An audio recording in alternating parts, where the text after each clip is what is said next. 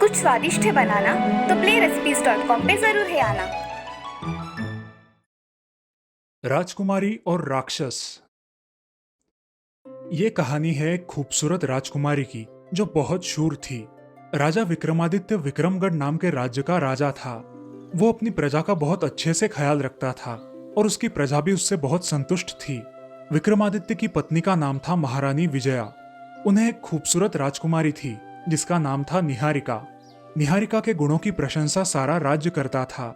निहारिका सभी कलाओं में निपुण थी, उसे सभी विद्याएं अवगत थी। ऐसे ही एक दिन महाराज और राजकुमारी निहारिका जंगल में शिकार करने के लिए गए थे। वहां उन्हें एक हिरन दिखाई दिया। महाराज ने उस हिरन को मारने के लिए तुरंत अपना धनुष निकाला। तभी रुक जाइए पिताश्री। क्या हुआ बेटी, आपने हमारी शिकार में बाधा क्यों डाली? मैं आपको निष्पाप जीवों की प्राण नहीं लेने दूंगी। ये आप क्या कह रही हो? पिताश्री, उस हिरन के साथ एक बच्चा है जो उसकी माँ का दूध प्राशन कर रहा है। इस समय उसकी शिकार करना उचित नहीं है। ओह, हमारे हाथ से आज कोई अनर्थ हो जाता। अब हमें महल लौट जाना चाहिए पिताश्री। हाँ चलिए। महाराज और निहारिका महल चले आते हैं। अगले दिन निहारिका अपने राज्य में भेष बदल कर जाती है और वो देखती है कि उनके राज्य में कुछ नए लोग आकर बाकी लोगों को डरा धमका रहे हैं। ये सब देखकर निहारिका को बहुत गुस्सा आता है। निहारिका चुप नहीं बैठ सकती थी, इसीलिए वो आगे गई और उन लोगों को पूछा, इन्हें क्यों मार रहे हो? इन्होंने तुम्हारा क्या बिगाड़ा है? ए लड़की, तुम बीच में मत पड़ो वरना अच्छा नहीं होगा। निहारिका ने देखा कि राज्य के जो लोग उन्हें पैसे देने से मना कर रहे हैं, उनके बच्चों को वो लोग जबरदस्ती उठाकर ले जा रहे हैं। निहारिका ने मन ही मन सोचा, इस सब के बारे में पिताश्री को कुछ नहीं पता और ये लोग कुछ मुद्राएं नहीं दी तो बच्चों को उठाकर लेकर चले जाते हैं। ये कैसे हो सकता है? ये इन बच्चों का करते क्या है? वो ऐसा सोच ही रही थी कि तभी उनमें से कुछ लोग उसे पकड़ने के लिए उसके पास आए। निहारिका उनकी नजर छुपाकर भागने का प्रयास करती है, लेकिन वो लोग निहारिका को भी पकड़ लेते हैं। निहारिका चुपचाप उनके साथ जाती है क्योंकि उसे देखना था कि वो लोग बच्चों के साथ क्या करते हैं। वो लोग सबको लेकर राज्य के बाहर गए। बहुत दूर जाने के बाद एक रेगिस्तान में आकर वो लोग रुक गए। वहां एक बहुत बड़ा पेड़ था। वो लोग उस पेड़ के पास गए और उनमें से एक आदमी ने कहा, हे महाद्वार, आपकी सेवा में हम हाजिर हैं। कृपया खुल जाओ महाद्वार। ऐसा कहते ही उस पेड़ के नीचे बहुत बड़ा दरवाजा बन गया और वो खुल गया। दरवाजे के अंदर एक अलग ही दुनिया थी। सब लोग दरवाजे के अंदर गए और दरवाजा अपने आप बंद हो गया। वहां से आगे अलग राज्य शुरू हो गया। ये नया राज्य देखकर राजकुमारी बहुत हैरान रह गई, लेकिन उसे देखना था कि वो लोग बच्चों के साथ क्या कर रहे हैं, इसीलिए वो चुपचाप चलती रही। कुछ समय बाद अगवा किए गए सभी लोगों को खाना दिया गया, लेकिन वो खाना इतना खराब था कि राजकुमारी खा नहीं पाई। तभी एक लड़की ने राजकुमारी से कहा, ये खाना खा लो वरना रात भर भूखा रहना पड़ेगा। हम ऐसा खाना नहीं खाते हैं, इसीलिए मुझे अलग से खाना मंगवाओ।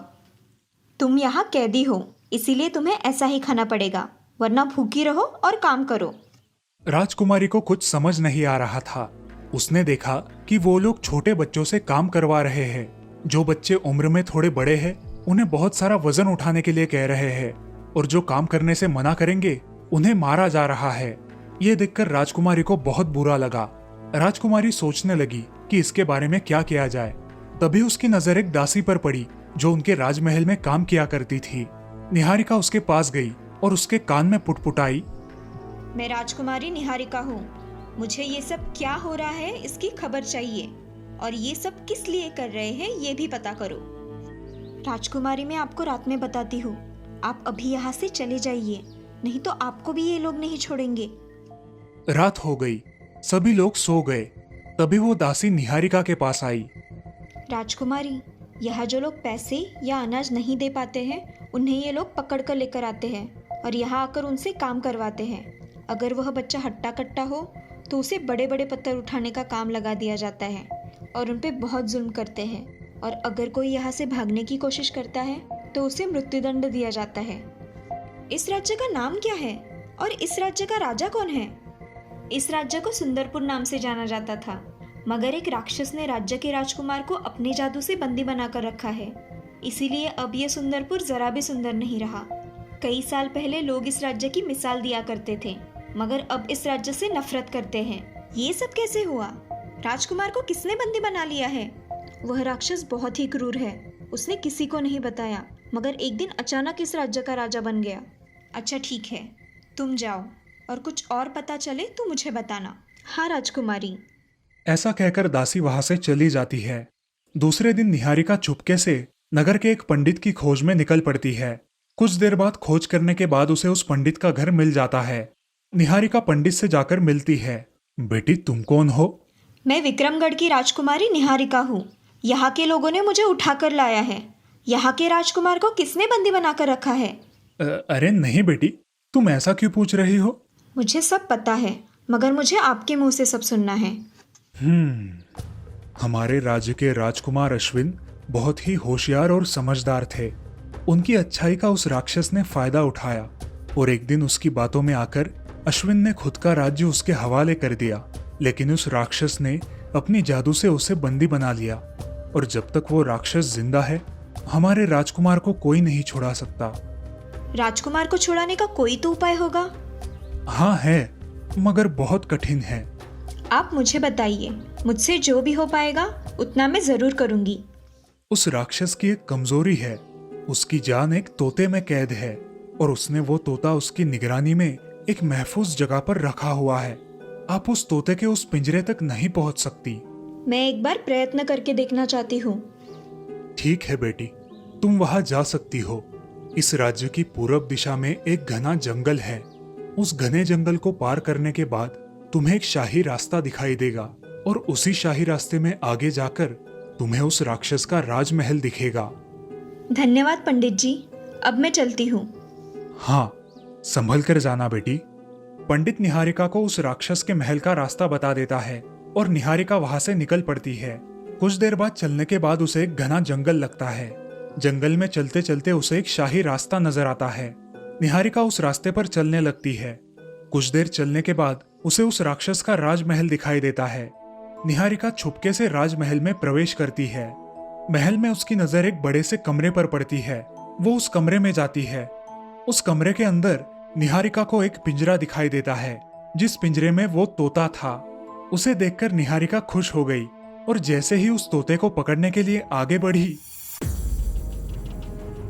निहारिका जमीन पर गिर गई। जब उसने मुड़कर देखा तो पीछे वही विशालकाय राक्षस था। राक्षस ने निहारिका पर हमला बोल दिया। बहुत वीरता दिखाते हुए निहारिका ने जैसे तैसे उसका वार चुकाया और उस पिंजरे पर झपट मारकर उसके अंदर के उस तोते को मार डाला। तोते को मारते ही वो राक्षस जल उठा। जैसे ही वो राक्षस नष्ट हो गया, उसकी सभी बुरी शक्तियां भी खत्म हो गई। उसी के साथ साथ राजकुमार अश्विन भी मुक्त हो गया। निहारिका की शूरता देखकर राजकुमार बहुत प्रभावित हो गया और उसने कहा, राजकुमारी, क्या आप मेरे साथ शादी करोगी? मुझे मेरी संगिनी ऐसी ही चाहिए जो हर मुश्किल घड़ी में मेरा साथ दे। जी राजकुमार, मैं आपसे शादी करने के लिए तैयार हूँ। कुछ ही दिनों में राजा विक्रमादित्य के नगर में राजकुमार अश्विन और राजकुमारी निहारिका का विवाह संपन्न हुआ और अब दोनों भी राज्य एकदम खुशहाली से भर उठे। माँ का प्यार। गंगापुर नाम के गांव में कमला नाम की एक दूध वाली रहा करती थी। उसे एक छोटी बच्ची थी जिसका नाम था सुमन। सुमन दिखने में बहुत खूबसूरत थी और काफी समझदार भी थी। वो अपने माँ से कभी किसी चीज के लिए जिद नहीं किया करती थी। अब सुमन 5 साल की हो गई थी और कमला ने उसका स्कूल में दाखिला कर दिया था। सुमन स्कूल जाकर मन लगाकर पढ़ाई करती थी और उसी के साथ साथ घर आकर अपनी माँ को भी उसके कामों में मदद करती थी।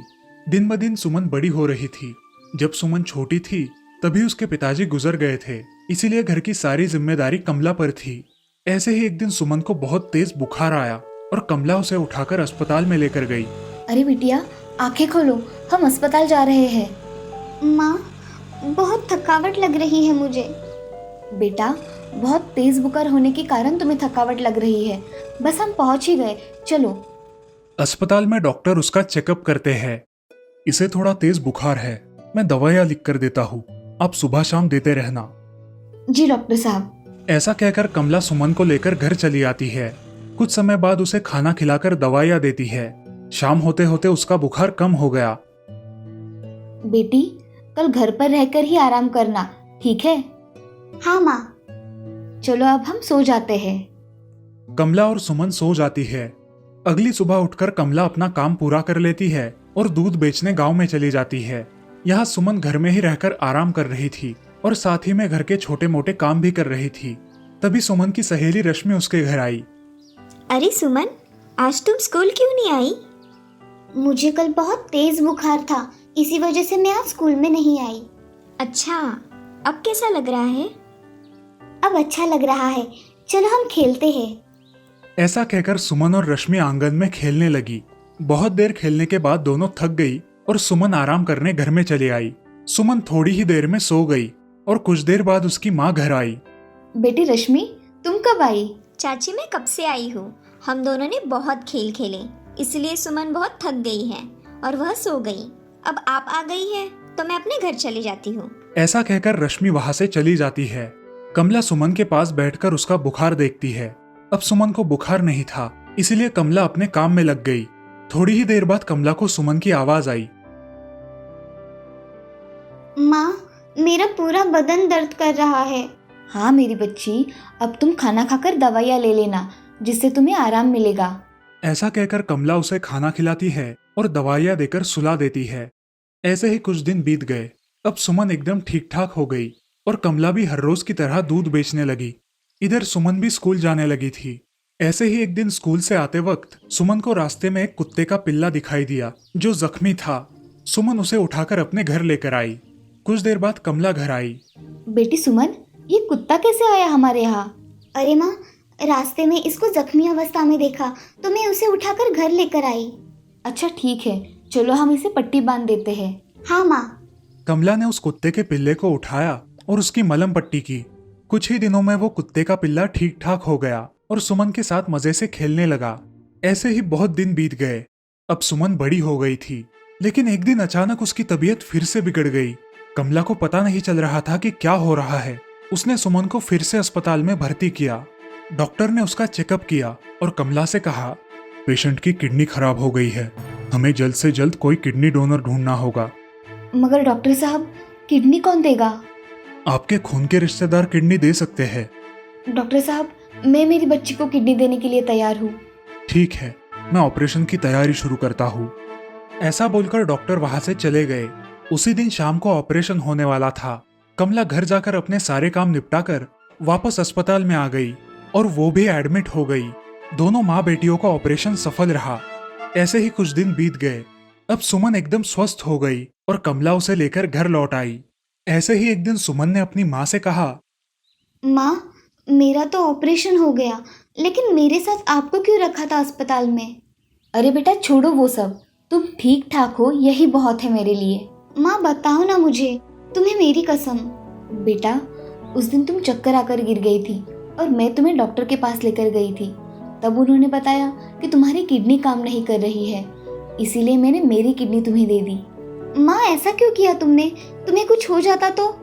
मुझे कुछ भी हो जाए, मैं तुम्हें कुछ भी नहीं होने दूंगी मेरी बच्ची।